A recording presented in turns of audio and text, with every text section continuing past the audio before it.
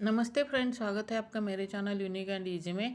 आज हम बची हुई कतरन से या बेकार कपड़ों से अच्छा सा फ्लोर सोफा बनाते हैं। उसके लिए देखो इस तरह से मैंने मेजरमेंट लिए के एक पीस पेपर का पीस कट कर लिया है और उसको कपड़े के ऊपर रख के इस तरह से हमें 24 पीसेस हमें निकालने हैं।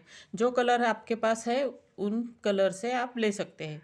देखो इस तरह से मैंने 24 पीसेस निकाल लिए हैं। देखो इस तरह से कट कर लेने हैं, बचे हुए कपड़े से आराम से निकल जाते हैं। देखो इस तरह से मैंने एक निकाल के दिखा दिया, इसी तरह से आप 24 निकाल सकते हो। देखो इस तरह से मैंने अलग अलग कलर के बचे हुए कपड़े से निकाल लिए हैं 24 पीसेस।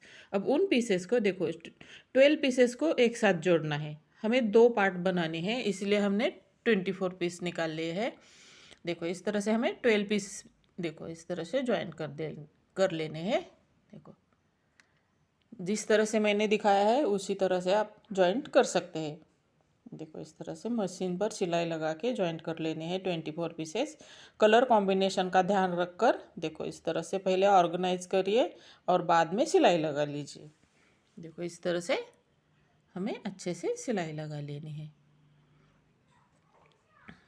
पूरे में देखो रेडी हो गए, दो पीस रेडी कर लिए हैं मैंने इस तरह से। देखो अब क्या करेंगे, हम उस पीस का राउंड पीस का एक पीस का हम पूरा मेजरमेंट लेंगे टोटल। देखो इस तरह से राउंड का देखो इसी तरह से हमें पूरा मेजरमेंट लेना है। 48 हो गया है और उसी मेजरमेंट से हमें देखो 4 इंच चौड़ाई में पट्टी लेनी है और 48 इंच लंबाई लेनी है।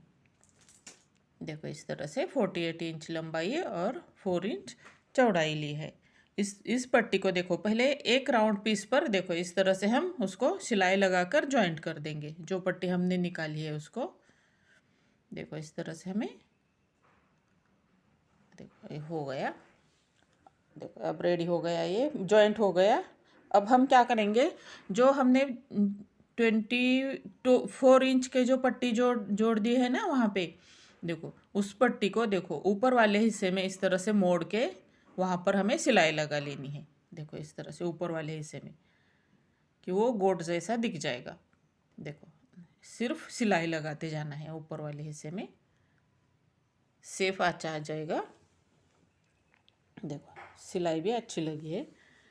अब हमें दूसरा पीस लेके उसके ऊपर देखो इस तरह से रख देना है और राउंड शेप में इसी तरह से हमें सिलाई लगाकर ज्वाइंट कर देना है।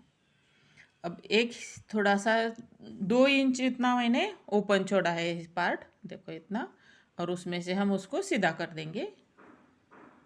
सीधा करने के बाद जिस पार्ट को अभी हमने जोड़ा है ना उस पार्ट को देखो पहले पार्ट को जैसे हमने गोट जैसा सिलाई लगाई थी ना, सेम उसी तरह से हमें यहाँ पर भी गोट जैसी सिलाई लगाते जाना है। देखो इस तरह से पकड़ना है और गोट जैसी सिलाई लगाते जाना है पूरे में।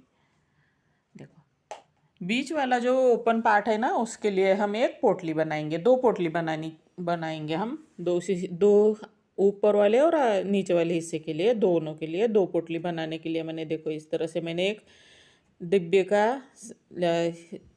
को कपड़े के ऊपर रख के देखो इस तरह से मैंने कट कर दिया है। अब उसको बाजू से देखो पूरे में राउंड में सिलाई लगा लेंगे और बीच में फिलिंग भरकर एक पोटली अच्छी सी बना लेंगे। अच्छी सी पोटली बना लेनी है हमें। अगर चैनल पे नए हो तो सब्सक्राइब ज़रूर कर देना। वीडियो अच्छा लगे तो लाइक और शेयर भी कर देना। देखो इस तरह से पोटली बना ली है। अब हम उसमें फिलिंग भर देंगे। देखो इस तरह से मैंने बची हुई कतरन ऐसे बेकार कपड़े उनको उसमें फिल कर दिया है। देखो आपको आपके पास पुराने कपड़े हैं तो वो भी आप इसमें भर सकते हैं। देखो इस तरह से मैंने भर दिया है पूरे में। देखो इस तरह से अच्छे से भर देना है। अब जो ओपन हिस्सा था ना देखो इस तरह से उसको पकड़ के उस ऊपर वाले हिस्से की तरफ मोड़ के वहाँ पे हमें सिलाई लगा लेनी है अच्छे से। देखो इस तरह से हमें हाथ से सिलाई लगा लेनी है, ध्यान से सिलाई लगा लेनी है वहाँ पे ताकि दिखे नहीं सिलाई, अच्छा लुक आ जाता है। देखो इस तरह से हमें पूरे में सिलाई लगा लेनी है। आप कहाँ से वीडियो देख रहे हो ज़रूर बता देना कमेंट करके।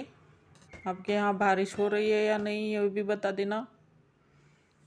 देखो इस तरह से हो गए। अब देखो इस तरह से थोड़ा सा उस पर थपकियाँ मारेंगे तो सभी जगह एक समान हो जाएगा। अब मैंने एक थोड़ा थिक वाला धागा लिया है और एक बड़ी वाली सुई ली है। देखो इस तरह से उसको पोटली के देखो पोटली में इस तरह से डाल देंगे और पोटली को देखो इस तरह से जो हमने सोफा बनाया है ना उसके बीच में डाल के दूसरी साइड से देखो इस तरह से सुई और धागा निकाल देंगे। देखो पोटली वहाँ पे रह जाएगी। अब दूसरी साइड में हम दूसरी पोटली को इस तरह से ज्वाइंट कर देंगे। देखो इस तरह से धागा अच्छे से खींचना है कि बीच वाला साइड थोड़ा सा अंदर जाए। थोड़ा धागा जोर से खींचोगे तो बीच वाला साइड इस दब के अंदर जाएगा। देखो इस तरह से अब अच्छे से गांठ लगा